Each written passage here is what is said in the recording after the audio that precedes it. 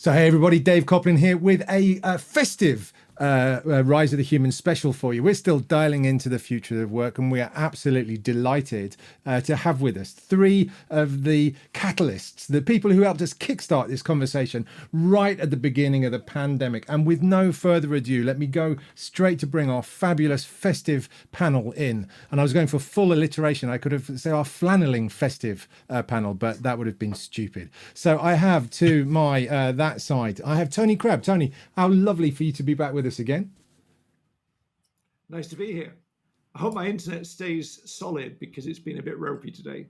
Yeah, well, you look like you look like you got sunshine as well. So if we disconnect you, it's got nothing to do with the fact that we're jealous that it's lashing down here. In the bottom corner, we have the lovely Nick Morris. Nick, how you doing? I'm really good, Dave. Festive greetings to you. Excellent. And sat below me, which was just the luck of the draw, Richard Tyler again. I think episode 4, Richard, was your particular opportunity to shine a light on what we were doing. So, Richard, thanks so much for joining us. How are you doing? Yeah, pleasure. I'm good. It's good to see you again. So, look, the point of doing this for me was it was a bit of a way of me saying thank you. And Nick, as you pointed out, my way of saying thank you is to get you to do more work. So just keep that in the back of your mind, right? Because when we were scratching around right at the beginning of this, each one of you were instrumental in giving us the direction that has turned out some, 30 odd episodes later into not a bad body of work, even if I do say so myself. Tony, you were instrumental in helping us when we were sort of struggling to find our niche and what was the point of the conversation. It was the future of work, and you absolutely helped us with that. Richard, your role in this was connecting us with corporate compassion, which was one of the best punchlines, and still to this day is what gets quoted back at me. And Nick, well, look, you've always been there, just helping to make sure that we've been getting things on time and out there. I mean, you frankly offer no value other than that, but it's just nice to have you along anyway.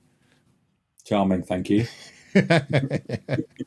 So this typically is a time of year where the PR and the journalists, they go sort of into overdrive on predictions in particular. But I also thought 2020 is a fabulous opportunity for us to reflect too. And remember, this is within the context of the future of work. And so this is about reflecting about our experiences, what we've learned, and how they may have shaped us, good and bad going forward. And so perhaps, Tony, if I could start with you, what I'd love to hear, if you're willing to share, is a reflection, I think, on what do you think is the key things that you've learned from your experience in terms of the world of work over the last 9 months? There's some tactical stuff, but I think on a really personal level, it would be empathy. And I think, and it sounds really trite, but empathy starts from the outside. I mean, we all know that what empathy is. We all know we should do it. But I had an experience of rewriting Busy at the start of the crisis for the COVID times. And I found I was, I focused naturally on the challenge of living at home when home, not sure whether you were working from home or living at work, if you like, and this kind of, in that context with, 3 children at home and all the challenges that brings, etc. How do we make that work? And I got an wonderful email from someone who wrote to me and said, I really liked your book, really helpful. But I found myself getting irritated a little bit because I live on my own and I'm lonely. And you didn't really speak to loneliness. The things I think that's been, I've had some great conversation with managers who the natural starting point for many of us when judging how we should care for people, how we should show corporate compassion is, how do I feel? And so often our own view is a really poor guide for the experience of others. Yeah, I love that actually. And it was something, actually, even now, I mean, early on in the pandemic, do you remember, guys, you reflect on your own situation, but you also reflecting on the situation that everybody else has been in. And as we've gone on, that was certainly true in the first lockdown. In the second lockdown, I felt that we were starting to lose that a bit. We were starting to, I certainly know lots of people who are like, well, why aren't you coming into the office? We're all back in the office. What are you doing? And it's this sort of disconnection from I guess all of the sort of the multitude, the myriad of situations that each of us find ourselves in, and whether it's about our family situation, it's our work situation, our living situation, and so that sense of empathy doesn't always carry forward. Richard, it probably makes sense, obviously, to come to you with that and sort of building on that whole thing that we did around corporate compassion, which was at the time was slightly tongue in cheek, but actually, not uniquely, the conversation I've had with lots and lots of clients, that is at the heart of what they're trying to do. So again, in terms of reflections, Richard, what would be the sort of the main point of learning and understanding that you've had from your experience over the last 9 months? Yeah, almost too many to mention. I do want to pick up really briefly on Tony's point about the empathy. And I remember, I'm sure it was about middle of the year time, where I just heard touted around by a lot of people this idea of but we're all in the same boat. And I'm like, well, bollocks, actually, we're not all in the same boat. We might all be in the same storm, but we're all bobbing around in our own boats in the harbour. Some are anchored and tethered, some aren't, some are really shitty old boats, some are kind of new flashy boats. So whilst we're all experiencing this thing, I think that reminder that we're all experiencing it differently. For myself, I guess, one thing I've learned this year personally is that I can get very attached and identified with things and ways of doing things and things that I have taken for granted on tight. And like lots of people, when stuff becomes a little bit tense and unstable, we can either choose to grip on tighter or we choose to surrender and let go and kind of loosen that grip. And I think one of the things this year, certainly for myself, is that what I've discovered is the more I surrender and the more I let go and the more I disentangle and stop gripping on tight to my old stories, actually I'm in flow and life is much more effortless and free, and I've got space to move and I've got room and I've got expansion, which is massive learning for me. I mean, 48 years on this planet and I haven't quite got it, but now I've got it. And so that feels quite a big piece of learning for me this year. I love that. And it's that concept. I don't know, would you say that's part of resilience, Richard? I think it's a fact. I think there's a factor in there. You get me on the resilience journey now of this. We've still got this terrible idea of resilience, I think, and I spoke to an organization this week, and they're already telling me that, resilience is about, kind of toughing it out, manning up, finding more energy, finding more will. They're like, it's about willpower, and willpower is about strength to drive forward and do more and do bigger and do better. And like, bullshit, it isn't. It really isn't about that. No, but it's about bounce back ability. No, it's not that either. Do we want to bounce back? Do we want to bounce back to where we were, or do we need to be bouncing forward? So I think the disidentifying from stories and lenses that we look through and narratives is a massive part of when we begin to do that, and we just create a bit of room between us and the drama. So almost rather than being the performer in the performance, we become the director of the performance. We just get that bit of room. Then we have all kinds of choices about how we can be more resilient and look after ourselves and take care of us. And as Tony was saying about having empathy and taking care of others differently. Yeah, it's funny because as you were talking there, especially at the beginning, Richard, it sort of really brought me back to, Tony, your whole thing about the surfer. And I think for me, when I sort of think about resilience now, it's the opposite of holding on tighter. It is this ability to let go. And in Tony's sort of surfer mentality, it's look, this is the next, reasonable wave that's coming my way. I'm going to take it with all of the ambiguity of that means, and I'm just going to do my bloody best with it. And I feel right now, and we were talking off air about, the theatres, London's just gone into tier 3, so the pubs are going to close, the theatres are going to close, and we've got all this we're closing again. The only way through this is to let go of all of that stuff and just say, look, whatever is open or whatever is possible today, that's what we're going to do. And I think being comfortable with that is a real crucial skill for us. So Nick, what about you? What's the big sort of learning and reflection from because you've changed jobs as well, haven't you, during this whole process? So that's been quite an interesting perspective of that through. How's that all been? I mean, not just the job, but your whole sort of perspective. Well, my answer's ruined because I was going to say resilience, so you scuppered that for me. Yes, I changed jobs. I'm in a company of 122 people and I've met one person. everything else has been on Zoom, including interviews and the initial courting and all of the negotiations, and all of that was all over Zoom. So that's a really strange world to be in when colleagues who I spend more time with than probably most of the members of my family, especially in lockdown, when some of my kids are at university, I spend more time with my colleagues and I haven't met any of them. So rather than resilience, maybe the thing that surprised me is that I have been able to cope. And I love what Richard said about we're in the same ocean, but all different boats and different scenarios. So I don't want to be flippant about my ability to cope when others have had it more challenging.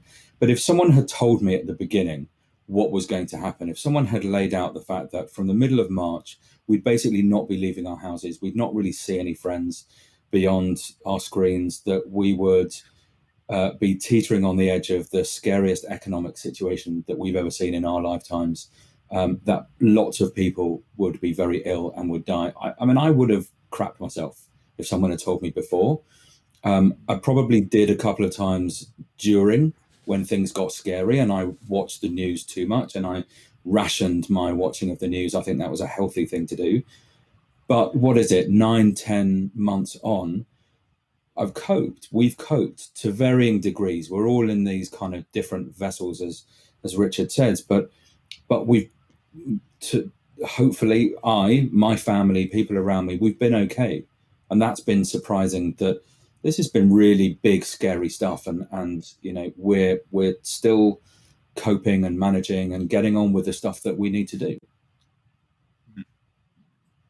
Yeah, and I think that's hugely part of what both Tony and Richard have been saying, isn't it? It's the confidence that bloody hell we've made it this far, and we've coped with a lot of it, and it kind of feels in a way, you know, that we're coming out of it now with the vaccine and all that sort of stuff. But actually, I'm going to say relaxed, but you know, whether the vaccine comes in the next few months or towards the end of next year, I'm kind of okay, because I feel like we've found a way of coping, and for whatever the changes may be around us, sort of the fact that we've got through the last 9 months tell me that we're probably going to get through the next 9 months. And again, I always feel like I have to say this, don't we? You know, we talk about this and we're very mindful of the context that right now people are really hurting and they are losing loved ones and they're struggling economically. I mean, my Facebook feed is full of people, you know, in our position who are now challenged about employment because the economy is in a very different situation. So it's really easy, you know, for me to say in the comfort of all of this that we're doing all right. But I think the fact that we're collectively figuring this out as well is good. And one of the things I've really enjoyed in all of these conversations with you and the other conversations that we've had in the show is just it's not just the ideas, but it's the level of energy that people are devoting to investigating, you know, what might be their new way forward. It is, I mean, we had, it was David D'Souza had this lovely line, who's the director of membership from the CIPD, and he was on, and he was talking about this. Look, don't predict, and the irony there is I am going to ask you to predict in a minute. Experiment, and he's, you know, from an HR perspective and a learning perspective, getting organisations to like just fire off lots of experiments, figure out what works well for you, and to make that happen. So I think that's been a huge part of it too. There's another part of the reflection that I'd love to call on as well, and again from each of your experience. And I know that, again, the interesting, because the four of us are in very different kind of work dynamics as well. One of the big themes has been about the loss of this sort of these intrinsic social connections that we have typically when we're in an office. It's the water cooler moment, the being in a corridor, being in someone else's office and seeing people, you know, if you're from Manchester and you're in the London office, you see a bunch of people that you don't normally see and you have those conversations. Let's start, Tony, with you. Has that been a thing for you? I mean, I know that you sort of work in a slightly different space anyway, but the social connection thing, have you noticed that? Have you done anything about that? Well, I have noticed it. I've experienced it, even to the point of just keeping the family connections going. And, you know, some of the sort of set piece things that allowed the balance of our lives to work well, like going to the UK. We live in Spain, so going to the UK for a couple of months in the summer. Haven't been there. Christmas is coming and we normally have a big family thing over here. That's not happening. So finding ways of supplementing that. And even we're doing a kind of talent show on Christmas Day live on Zoom. just kind of one of the things we would do normally. But and it's terrible, by the way. I don't know if anyone's watched my song, which is not very cool. But anyway, but no, I think that's been a factor, and we see it also. Even just in the business sense, that productivity actually has stayed fairly solid, but people are really feeling the loss of this human connection and perceived impact on creativity as well. So there's a bunch of stuff kicking off there, but there's a very human loss that comes from just not being with people. Yeah. And Richard, how about you? Yeah, interesting. I mean, personally, I don't feel like I've missed it that much. So I'm a massive introvert, and I find being around people for long periods of time exhausting. So there's a part of me that's loved this year of being kind of tucked away, just here with my little tribe. And I get to see people in this medium. I feel like it almost feels like I've been able to set more boundaries, actually. Whilst the boundaries have maybe been imposed on us, we've all then got choice, I guess, about how we dance with them. But I feel like I've been able to better set personal boundaries and therefore manage my flow of energy in and out. In the client space, I'm seeing it hit really hard.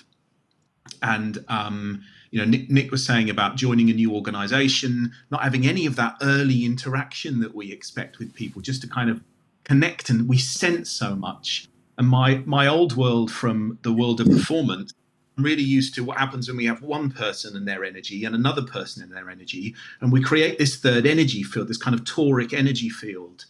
And we only get that when we're in person. We cannot create that over this kind of on-screen mechanism.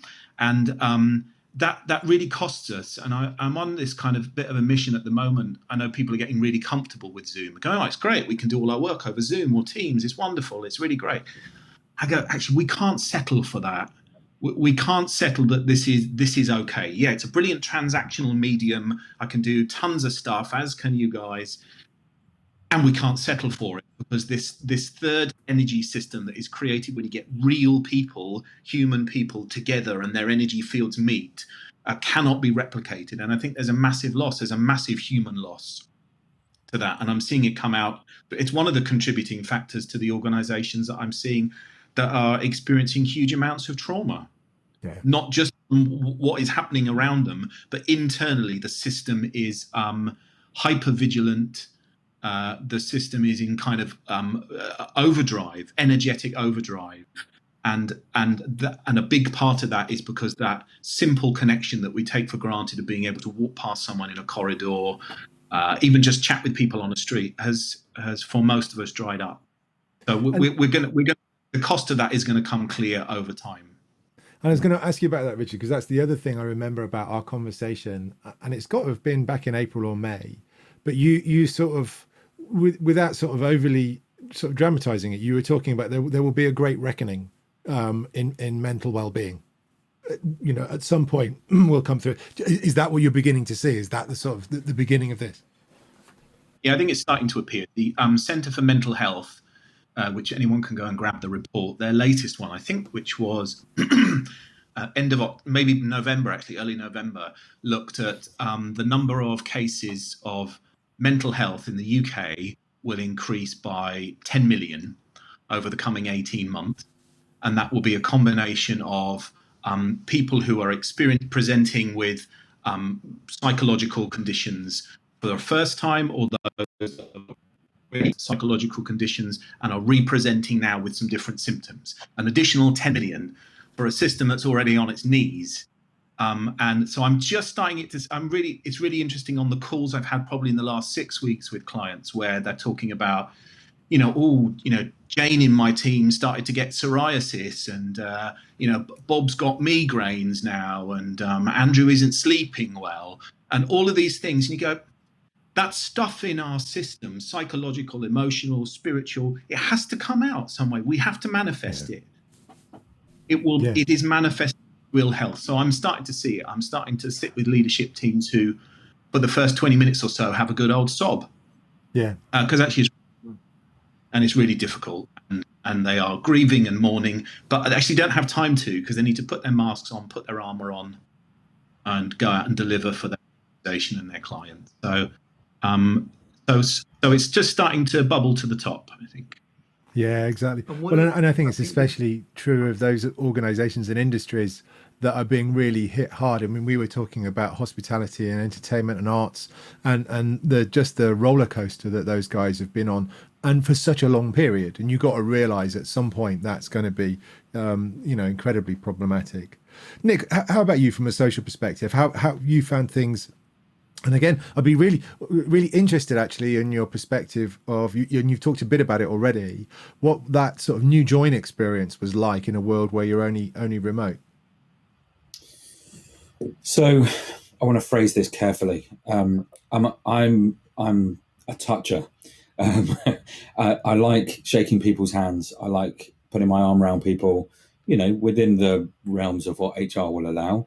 And I've not been able to do that. So I've been deprived of, my grandpa always taught me a really good firm handshake was the sign of a, professional, very someone with high integrity, and I've always carried that through.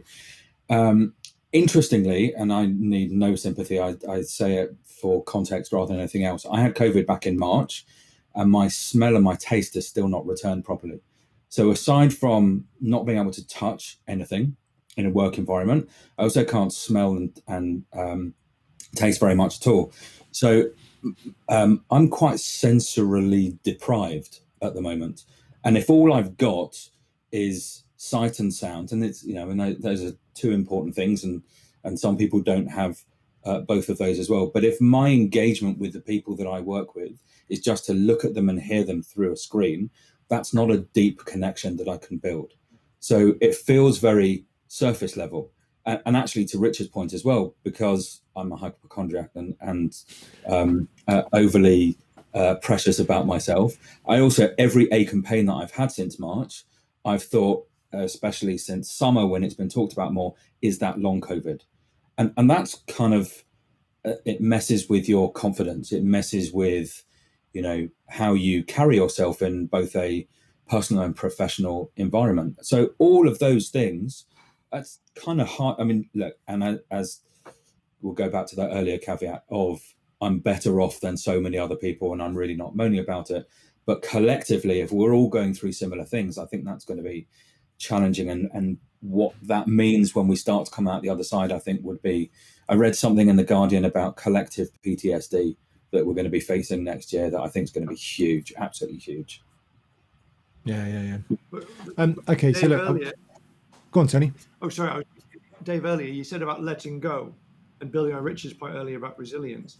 One of the things I'm experiencing a lot in the companies I work with is even if the leaders are saying, look after yourself, care for yourself, etc., the felt need for people is to demonstrate performance. When I can't touch people, when I can't be with people, the human confidence that comes from being seen around, people are over-optimizing because they need to be seen. And so no matter how much permission giving happens in a verbal sense, when people are feeling anxious, when people are feeling, then they're driven to, which of course then gets into a virtuous cycle and drives the mental health because they're working too hard and pushing because they're trying to demonstrate. And it becomes a kind of a faulty self-preservation, almost a faulty mental health gaining strategy that actually drives lower mental health. Yeah. High functioning, we've touched on it before, right? So we think of anxiety as people cowering away in the corner and can't do anything and not going out. High functioning anxiety, which is little talked about, is using anxiety as a springboard to do more. So people, they show up earlier, they do more, they offer more help to others, they take time to make their hair nicely coiffed in the morning, they over deliver, they couldn't bear to go, oh, I'm struggling, can I take a day off? So certainly in a corporate space, it's a real it's painful. There are a lot of people playing in that high functioning anxiety arena. What's really concerning about that as well is, let's fast forward a little bit. Sorry, Dave, I'm not doing predictions yet, but fast forward a bit to when we need to really pull everything out the bag to begin that recovery. Economic recovery, business recovery, all of that kind of stuff. It's not like we've all been having a rest and we'll be ready to really go for it. We are burnt out after last year, which was all about 2019 was all about burnout. And we're going to be facing an environment where we're going to have to perform at our very, very best to help the companies that we work for, the environments that we're in, just keep going. And that's, I think, what's going to happen at the beginning of next year. Yeah. Okay. So look, before we hit predictions, I would like just to turn this around a little bit. And again, against the context of a really horrible, terrible situation for lots of people, there are a number of silver linings. Certainly I've found silver linings. I'd be interested in any of your silver linings that you found. Richard, I don't know if I could pick on you first. I mean, yeah. One would be that I have realised that it is okay to do absolutely fuck all and feel okay about it. That's a silver lining for me, because I was going to get swept along in there. I've got to write and direct and star in my own film. I've got to do Joe Wick's fitness every day. I've got recipes. I've got to learn a language, write another book. And frankly, I didn't want to do any of those things. So I have found plenty of moments where I can sit down and go, I'm not going to do anything now, and that's fine. And that is a revelation for me. That is a massive revelation, that I don't have to get on this crazy hamster wheel of using time well. If all I can manage is to go, I'm just going to sit down and stare out the window, and I'm going to sit down and stare out the window. And for me, that is not what I have practiced in 48 years. It's not what I learned as a child. But it's a huge revelation, and it's given me some time and some space and some just room to soak it all in, what is painful and difficult, but also what is joyous and wonderful and amazing. Yeah, I love that, and I can absolutely recognize that even in in myself. There was a point early on in this where you realize, against the great sort of context of everything else, where whatever you thought was important, you realize it just doesn't fucking matter. Excuse my French. Hard to hold on to, though, because it soon creeps back in, doesn't it? And you think, I need to get back on that. So it's that's a tough one to keep hold of, I think. And Nick, how about you? Sorry, I was going to say, it's shunted our values around this year. That's for sure. Nick? So my silver lining would be, I guess, the stuff that you and I were banging on about nearly 10 years ago, Dave, is actually really happening. That whole kind of, do we have to spend all of our time traveling into this dumb container that we call the office? We have to be there all day, every day, that we work outside of working hours, that 9 to 5 becomes 8 to 6 and 7 to 7, and I can't do the maths. That we're more in control of how we spend our time, that work is a thing you do, not a place you go. It's not a time. And that, the reality of where we found ourselves is that we're now living what we were talking about a long time ago. And too many of us were in a bubble, I think, for too long. And it wasn't really in touch. No, I was going to say it wasn't in touch with the reality. It was, but it wasn't connecting with everyone. Do you remember we used to, talk about the vision, and someone would say, yeah, but I work in manufacturing, it doesn't work like that. Well, guess what? It can. And I think that's the silver lining, that the days of going back to that Victorian way of working doesn't need to happen. Yeah, I love that. Tony, what about you? Well, I'm channeling my inner middle-agedness. So kind of, historically, I do 100 flights a year. As you know, I live in Spain, I work around the world. Since the end of February, I haven't been on a plane, haven't been in an airport. So the silver lining for me is I've found new things to fill that time with. And I've discovered, here we go, uncool moment, gardening. and sitting having a very long cup of tea with my wife, and and a bit of Star Wars. But we kind of you can't just throw Star Wars in and expect us to take that as a decoy. Come on, that's it, mate. You're in. You're gardening. I've got it now. It was even a point when I got involved in making a Star Wars movie with my middle son and my daughter, and I was running around on the terraces outside in a terry toweling what's it called? Toweling robe, slick back hair, looking very creepy, as some kind of apparently dark Sith. But anyway, but I think it's just been, I've found space in my life for stuff that just takes time, and time to appreciate. I used to approach things like in the garden as a job to be executed, and now I go out just to be out, and that's been revolutionary. Mm. Yeah, I love that. It's funny. One of the words I've noticed I find myself using a lot is about being purposeful. And so whatever you're doing, I find I'm a lot more purposeful about it, and whether it's in how I communicate. So, my way of dealing with the loss of social connection has been to massively increase my social connection, but from here, so people that I haven't spoken to, old workmates, even, and I'm embarrassed to have to say this, but here I am, been preaching about the value of remote and flexible working for years, and would only ever go and see my mum and dad every couple of months or whatever, because we were busy.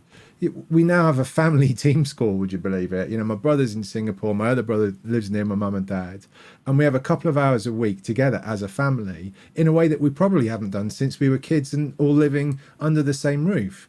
And so that sort of sense of being purposeful about the gardening, or there are little routines that we now have that we would never have time for in the past, that actually become the sort of the punctuation, the cadence of our day. I actually really appreciate that. It's been a really important learning, and I do hope and you remember those times, and maybe guys, it was when we were all a bit younger too, but remember how busy we used to be running off to the next flight or the next meeting or getting those extra projects done. And we're still doing many of those things, but actually we're doing it at a pace that's much more relevant for how we live our lives. I kind of think about our grandparents and the experience that they would have had in a world where they didn't have all of the opportunity for distraction that we did, or even the opportunity to go down and B&Q because they're going to build something that weekend, or get all of the stuff because they want to make a Thai curry. They didn't have any of that. It was really simple and straightforward.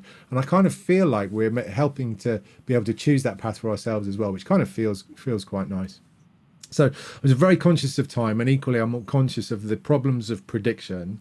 But I would love, as part of the sort of the process of this conversation, and the bit as I guess the payoff for the audience, is as we head into 2021, which already feels to me like brilliantly optimistic. Nick, you'll appreciate this. I did a little piece for the World Service, which goes out on New Year's Day. So it's my first bit of work for 2021. And I can't tell you how good that made me feel, knowing that I'm delivering into 2021. I'm like, 21 is behind us and I'm in there. I've already got a foot, through the door, which was lovely.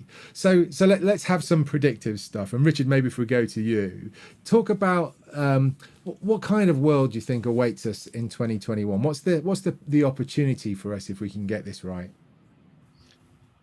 It's a giant question. Okay, a couple of things. I'm going to stay with the idea of compassion being the new currency, and I think there is a quality that has to sit alongside compassion, which is, I'm kind of calling this wise elder wisdom quality of leadership. And almost, if you think of it on a continuum of love at one end and compassion and kindness, that's the heart-centered piece about really building systems that nurture people, containers that hold people at one end. But the other end, we've got will. And will is about is about the more masculine energy. I don't mean men, women, but I mean kind of Eastern yogic traditions of masculine energy, the quality of getting stuff done, having a strategy, having a plan, taking action. And there's a quality of will that we talk about less, which is skillful will. We think about will as being willpower, toughing it out, doing more, doing harder. But there's a quality of will, an aspect of will, which is about skillful will, which is how do we do things intelligently, purposefully, that you just talked about, Dave, consciously, being discerning, almost building some spaces between the notes. It's easy to come in and play thousands of notes brilliantly, but unless we have some room between the notes, that's what makes the difference between us being a good musician and an extraordinary one. So I'm just seeing organizations because they're starting to go, we have to do this thing called running a business differently. And I'm just starting to see some curiosity and some fascination about how do we lead and build cultures and systems that have compassion in them, but also have will, because we can't have one without the other. We can't just have compassion and people feel really good, but nothing happens. And we can't just have will and doing and energy and strategy and ignoring the other element.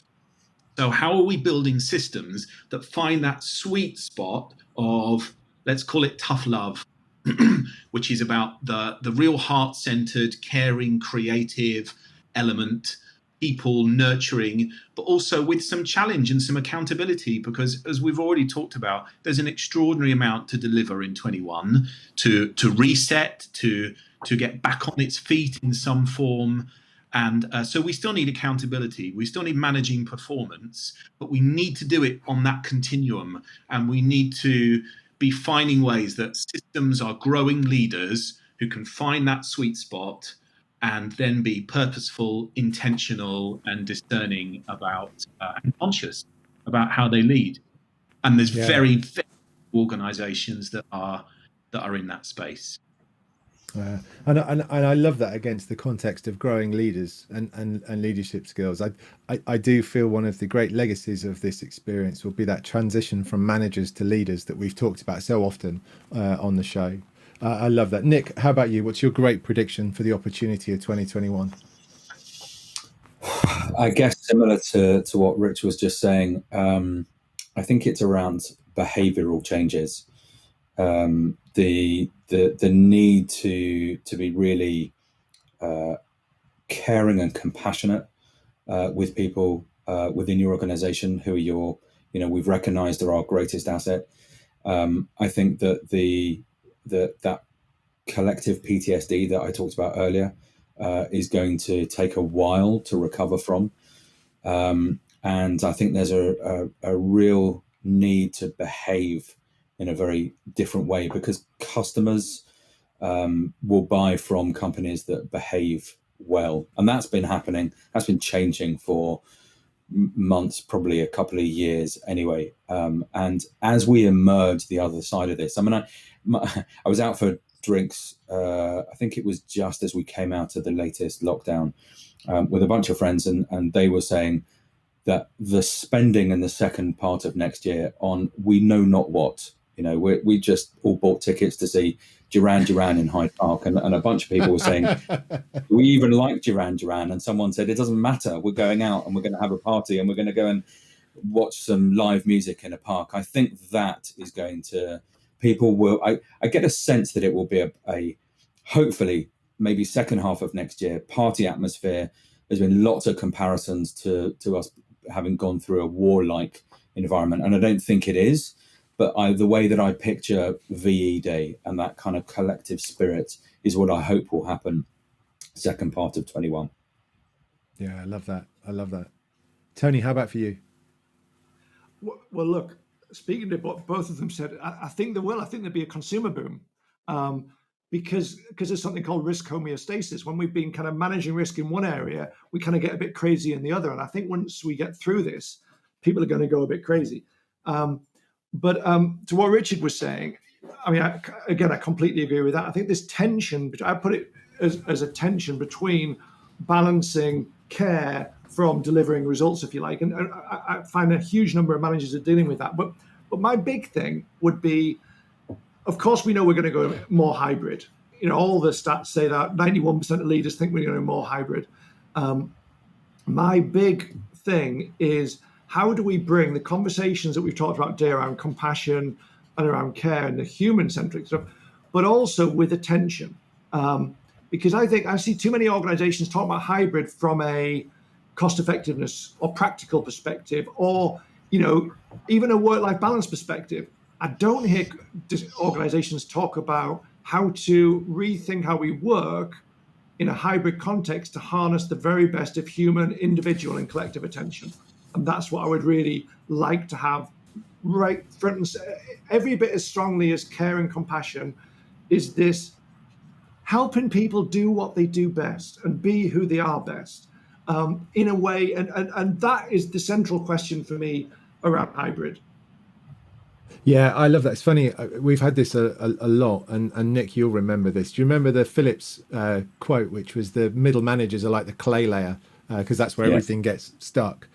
The clients I've seen really engage with the opportunity that lies ahead are those that are recognizing that they've got a lot of work to do with that middle layer, to help them with the confidence to be able to transition that management style, leadership style, really, which is what it's going to take to make this work well. And I love, Tony, the sense of how can I as a leader, or we as an organization, help you be the best you can be, or perform at the best level for you, and not just in we get the most work out of you, but we get the right balance between your emotional, spiritual, physical, mental well-being, so that we can have all this great input that you provide the organization for a long period of time. I don't want to burn you out and then throw you away because I can go and find somebody else who's prepared to go through that process. So I do think, and we talk to leaders all the time, and I know lots of them are in the audience, but this is the challenge that lies ahead of you now, is building some resilience in how you develop those leadership skills. And Richard, I do love what you said about growing leaders, because that is exactly what we're about, in terms of sort of helping people make the transition. So I think that's been absolutely wonderful, and I appreciate you giving us some time, especially over the festive period when you're all probably off, presumably drinking eggnog and mince pies, because clearly I've got you all down as eggnog drinkers, except for you, Tony. I've now got you as a slightly scary Sith Lord, which is going to haunt me for some time, if I'm honest. So with that, I want to wrap up. I want to say thank you so much to our panelists today. Thank you, as always, not just for being on the show, but for supporting us on the journey that we've been on in the pandemic. So thank you, Tony. Pleasure. Real pleasure. Thanks, Richard. Pleasure. Thank you. And Nick, thanks as always. Thank you all for being there. It's been great to have you with us, especially over the festive period. We're going to be doing a few more of these as we enter into the new year. We're not done yet. We've got plenty of stories to tell, journeys to go on. So again, as always, if you're out there, you're enjoying this, we'd love to get a like, subscribe if you haven't. And if you dislike it, let us know. We survive, we exist only to do better for you. On that note, we'll see you next week. Thanks again for joining. There are 1,000 stories in the Envisioners' future. This is just one of them.